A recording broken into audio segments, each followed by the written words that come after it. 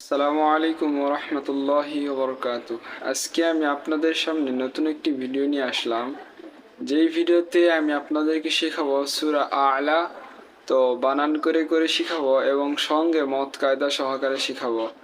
আর আপনি যদি আমার এই পর্ব ভিডিওগুলো দেখে থাকেন তাহলে ইনশাআল্লাহ আপনি আরবি রিডিং পড়া শিখতে পারবেন। তো চলুন দেরি না করে ভিডিওটি শুরু করা যাক।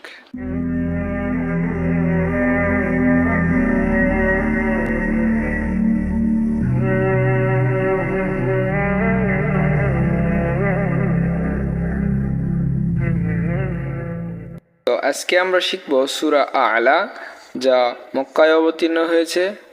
এর আয়াত সংখ্যা হলো 19টি এবং রুকু হলো 1টি।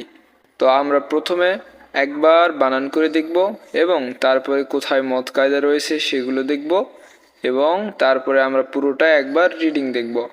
তো বিসমিল্লাহ দ্বারা আমরা শুরু করি। বিসমিল্লাহির রহমানির রহিম। সাব্বিহ ইসমা রাব্বিকাল আ'লা। তো আমরা বানান করে দেখি। সিন বাজবর সাব বাজের বি, সাব্বিহ হাসিন যে হিস মিম জরমা হিসমা, সাব্বিহ হিসমা। র বাজবর রব বাজের বি, রব্বিক কাপ লাম জো কাল, রব্বিকাল। হামজা আইন জো আ লাম জো লা, আ'লা। সাব্বিহ ইসমা রাব্বিকাল আ'লা। তো এখানে কোনো মত কায়দা নেই, সব এগুলো হরকতের উচ্চারণ, ঠিক আছে। তো আমরা পরে আয়াত দেখি। আল্লাযী খালাক ফাসাওয়া। তো এখানে দেখেন হামজাতে কিন্তু জবর নাই এবং লামেও কিন্তু জবর নাই। তো লামে জবর নাই, এটা প্রিন্টিংয়ের হয়তো সমস্যা হয়েছে, কিন্তু হামজাতে কোথাও কোথাও জবর থাকে না, আমাদেরকে ধরে নিতে হয় হামজাতে জবর দিয়ে। তো তাহলে আমরা হামজাতে জবর দিয়ে লামকে ধরব এবং লামকে আবার জবর দ্বারাই উচ্চারণ করব, ঠিক আছে। তাহলে হামজা লাম জবর আল, লাম জবর লা, আল্লাহ, জালিয়াজি, আল্লাযী। তো আপনাদের চিন্তার কোনো কারণ নেই, অন্যান্য জায়গায় লামে এখানে জবর থাকবেই, কিন্তু হামজাতে নাও থাকতে পারে। তো আমরা এখানে জবর দিয়ে পড়ে নিচ্ছি, ঠিক আছে।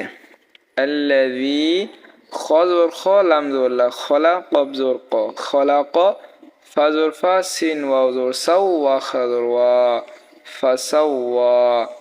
তো এখানে দেখেন কায়দা রয়েছে একটি, জেরের বাম পাশে যজমালা ইয়া। তো আমরা জানি জেরের বাম পাশে যজমালা ইয়া, এটি হলো মদের হরফ। তো মদের হরফ হলে এক আলিফ টানিয়ে পড়তে হয়। সো মদের হরফ এবং মদের হরকত বিষয়ে যদি আপনি না জেনে থাকেন তাহলে আমি ডিসক্রিপশন বক্সের লিংক দিয়ে দিব, আপনি চাইলে দেখতে পারেন। তো তারপরে আমি একবার বলে দিই, মদের হরফ হলো 3টি। তো মদ মানে কি? মদ মানে হচ্ছিল টানিয়ে পড়া, যা আমাদেরকে টানিয়ে পড়তে হবে। তো মদের হরফ 3টি, জবরের বাম পাশে খালি আলিফ। তো অর্থাৎ জবরের বাম পাশে খালি আলিফ থাকলে আমরা এক আলিফ টানবো। জেরের বাম পাশে যজমালিয়া। তো জেরের বাম পাশে যজমালিয়া থাকলে কি করব আমরা? এক আলিফ টানবো। আর আরেকটি হলো পেশের বাম পাশে যজমালা ওয়াও। তো এই 3টি মদের হরফ। সো এই 3টির মধ্যে দেখেন আমাদের জেরের বাম পাশে যজমালা ইয়া আসছে। তো আমরা এখানে কি করব? এক আলিফ টানবো, ঠিক আছে। তাহলে জেরের বাম পাশে যজমাল ইয়া, দালিয়াদের রি, এক আলিফ টান হবে, ঠিক আছে। খলাক, তো এখানে কোনো কায়দা নেই। ফাসাওয়া, তো এটা কিন্তু মদের হরকত। সো এটা কিন্তু মদের হরফ আর এটা হলো মদের হরকত। মদের হরকত বলতে টানিয়ে পড়তে হবে, মদ মানে টানিয়ে পড়া। সো এখানে এক আলিফ টানতে হবে, ঠিক আছে। অর্থাৎ মদের হরফ থাকলে এক আলিফ টান হবে, মদের হরকত থাকলেও এক আলিফ টান হবে। তাহলে আল্লাযী খলাক ফাসাওয়া। তারপরে দেখেন ওয়ালাম জো ওয়াল, লাম জো ওয়াল্লা, ওয়াল্লা, জালিয়াজি, ওয়াল্লাযী, কদ্দাল জো কদ্দাল জো দা, কদ্দার জো র, কদ্দার, ওয়াল্লাযী কদ্দার, ফা জোর ফা, হা জোর হা, ফাহা, দাল খারা জবর দা, ফাহাদা। তো এখানে দেখেন জেরের বাম পাশে যজমালিয়া, সেম একই কায়দা, মদের হরফ, ঠিক আছে। আর এখানে কি আবার একই কায়দায় আসছে, মদের হরকত। সো এগুলো যেখানে থাকবে আমরা কিন্তু এক আলিফ টানবো। আমি কিন্তু এক আলিফ টানতেছি, আপনারা খেয়াল করেন। ওয়াল্লাযী কদ্দার ফাহাদা। তারপরে দেখেন ওয়াল্লাযী আখরাজাল মারআ। তো এখানে দেখেন ওয়াল আমজা ওয়াল লাম জবল্লা ওয়াল্লা জালিয়া জি ওয়াল্লাযী হামজা খদ আখরাজ আখরাজ জিম লাম জো জাল আখরাজাল মিম রজ মার আইন খরাজ আ মার আ ওয়াল্লাযী আখরাজাল মার আ। তো এখানে দেখেন চিকন চিহ্ন রয়েছে। তো আমরা সকলেই জানি যে চিকন চিহ্ন থাকলে 3 আলিফ টানতে হয়। তো চিকন চিহ্নটা কি কারণে আসে সেটা আমাদের জানতে হবে। যদি আপনি জানতে চান তাহলে আমি বলতেছি শোনেন। যখন মদের হরকত বা মদের হরফের পরে, মদের হরকত কি? খারা জবর খারাজের উল্টা পেশ। সো এগুলো খারা জবর, ঠিক আছে? এরকমই খারাজের আর উল্টা পেশ থাকবে, এগুলো হলো মদের হরকত। আর মদের হরফ কি? জেরের বাম পাশে জজম আলাইয়া, জবরের বাম পাশে খালি আলিফ, পেশের বাম পাশে জজম আলাওয়া। তো এই তিনটা মদের হরফ। সো এই তিনটার পরে আর এই মদের হরকতের পরে যদি লোম বা হামজা আসে তাহলে 3 আলিফ টান হয় এবং তখনই চিকন চিহ্ন থাকে। আর আপনার যদি এটা মনে না থাকে তাহলে যেখানে দেখবেন চিকন চিহ্ন সেখানে আপনি 3 আলিফ টানবেন, তাহলেই ইনশাআল্লাহ হয়ে যাবে। তো তারপরে দেখেন এখানে কি আসছে? খারা জবর। সো এখানেও আমাদের এক আলিফ টানতে হবে। তাহলে দেখেন ওয়াল্লাযী আখরাজাল মারআ। সো আর তাসদীদের উচ্চারণ আপনারা হয়তো সকলেই জানেন, তারপরে বলে দিই। তাসদীদের উচ্চারণ কিন্তু 2 বার হয়। কীরকম করে? একবার ডানের হরকত গিয়ে তাকে ধরবে এবং পরের বারে সে নিজে নিজে একাই উচ্চারিত হবে। তো ওয়াল আমজর ওয়াল, আবার লাম জবর লা, ওয়াল্লা, ঠিক আছে? তো এরকম করে তাসদীদের উচ্চারণ হয়। পরেরটা আমরা দেখি। ফাজআলাহু গুসাআন আহওয়া। তো এখানে আমরা বানান করে দেখি। ফা জবর ফা, জিম জবর জা, ফাজা আইন জবর আ, ফাজআ লাম জবর লা, ফাজআলা হা উল্টা পেশ হু, ফাজআলাহু। গয়েন পেশ গু, সা আলিফ জবর সা, গুসা হামজা দুই জবর আন, গুসাআন হামজা হা জবর আহ ওয়া খা জবর ওয়া, আহওয়া, গুসাআন আহওয়া। তো এখানে দেখেন মদের হরকত কি বললাম? উল্টা পেশ হলো মদের হরকত। যেখানে উল্টা পেশ থাকবে আমরা কি করব? এক আলিফ টানবো। আর এখানে দেখেন মোটা চিহ্ন আসে। তো মোটা চিহ্ন আসলে আমরা জানি 4 আলিফ টান হয়। কিন্তু কি কারণে আসে সেটা যদি আমি বলি, দেখেন সেম একই রকম। এখানে কি বললাম? মদের হরকত বা মদের হরফের পরে যদি লম বা হামজা আসে তাহলে 3 আলিফ টান হয়। সেম একই রকম এখানে যদি মদের হরকত বা মদের হরফের পরে গোল হামজা আসে তাহলে 4 আলিফ টান হয়। তো মদের হরকত বা মদের হরফ কি আবার বলি। মদের হরকত হলো খারা জবর খারাজের উল্টা পেশ, এগুলো হলো মদের হরকত, মনে রাখতে হবে, ঠিক আছে? আর মদের হরফ হলো জবরের বাম পাশে খালি আলিফ, অর্থাৎ জবর যেখানে থাকবে তার বাম পাশে খালি আলিফ থাকতে হবে। তারপরে জেরের বাম পাশে জজম আলিয়া, যেমনটা দেখতে পাচ্ছেন জের আছে তার বাম পাশে জজম আলিয়া। সেম একই রকমভাবে পেশ থাকবে, তার বাম পাশে জজমালা ওয়াও থাকবে, পেশের বাম পাশে জজমালা ওয়াও। এই 6টা জিনিস আপনাকে মনে রাখতে হবে। এই 6টা জিনিসের পরে যদি লম্বা হামজা আসে তাহলে 3 আলিফ টান হবে। এই 6টার পরে যদি গোল হামজা আসে তাহলে 4 আলিফ টান হবে। আর আপনি যদি এগুলো মনে রাখতে না পারেন তাহলে কোনো সমস্যা নেই। যেখানে মোটা চিহ্ন দেখবেন 4 আলিফ টানবেন, যেখানে চিকন চিহ্ন দেখবেন 3 আলিফ টানবেন। আর এখানে কিন্তু খারা জবর আসে, এখানে কি হবে? 1 আলিফ টান হবে।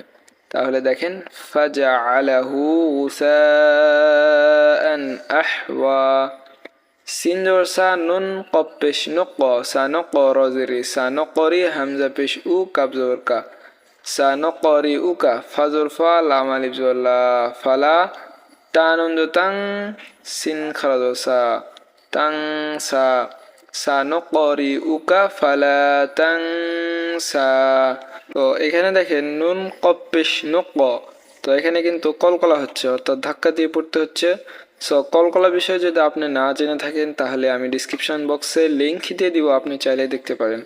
এখানে দেখেন জবরের বাম পাশে কিন্তু খালি আলিফ আছে, লাম আলিফ, ঠিক আছে। তো আমি বললাম যে মদের হরফ তিনটি, জবরের বাম পাশে খালি আলিফ প্রথমে বলতেছিলাম।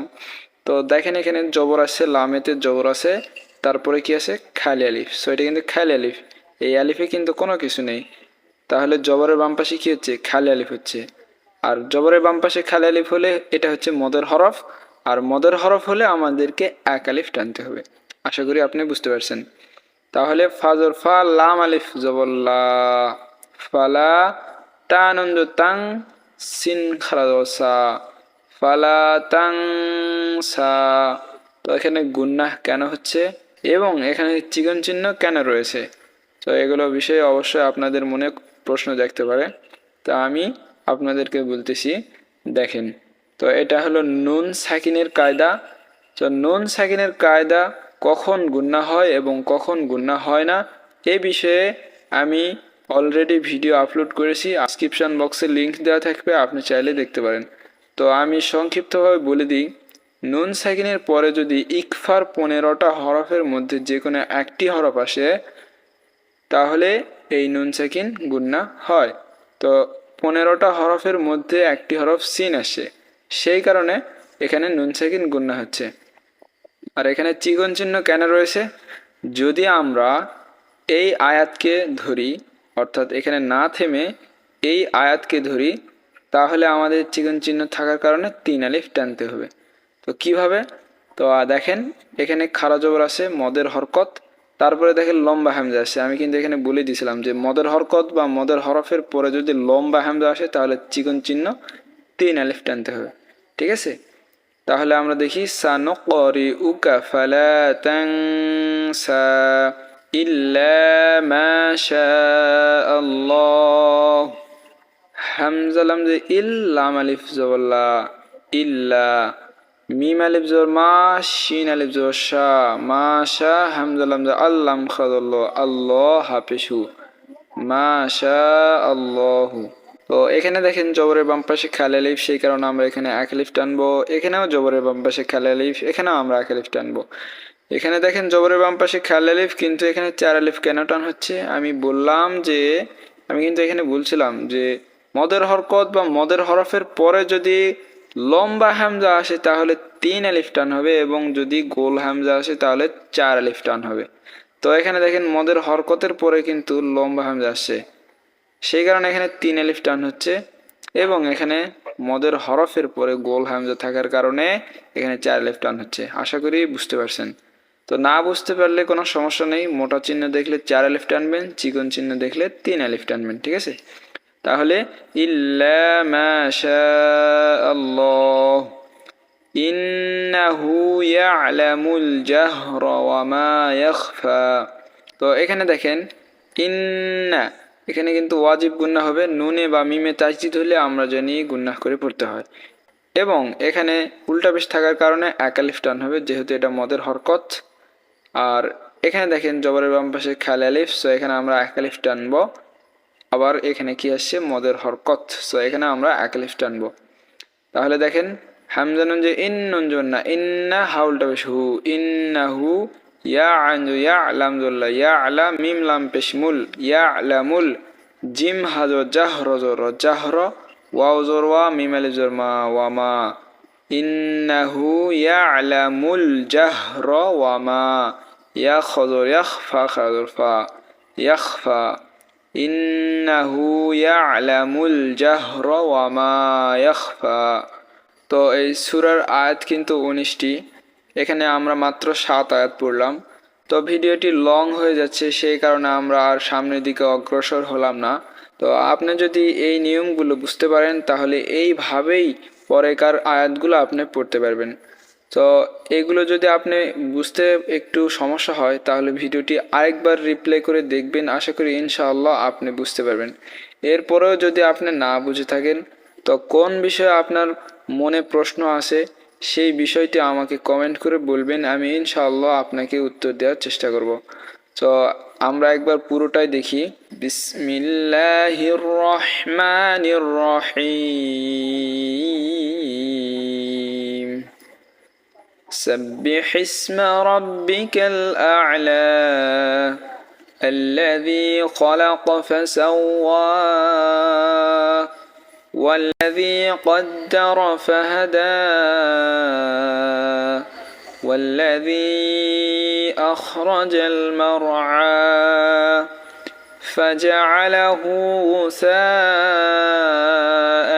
أحوى سنقرئك فلا تنسى إلا ما شاء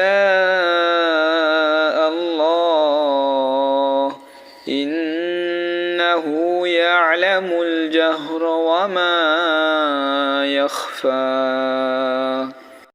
তো আজকের ভিডিওটি এ পর্যন্তই। দেখা হবে নতুন কোনো ভিডিও নিয়ে। ভিডিও বিষয়ে যদি আপনার কোনো মতামত থেকে থাকে তাহলে অবশ্যই কমেন্ট বক্সে বলবেন, আমি ইনশাআল্লাহ আপনাদেরকে উত্তর দিব। তো ভিডিওটি ভালো লেগে থাকলে অবশ্যই একটি লাইক করবেন এবং সাবস্ক্রাইব করে পাশের বেল আইকনটি অন করে দিবেন, তাহলে আমি ভিডিও আপলোড করলে সর্বপ্রথম আপনার কাছে পৌঁছে যাবে। তো আজকের ভিডিওটি এ পর্যন্তই। দেখা হবে নতুন কোনো ভিডিও নিয়ে। আপনারা সকলে ভালো থাকবেন, সুস্থ থাকবেন। আসসালামু আলাইকুম।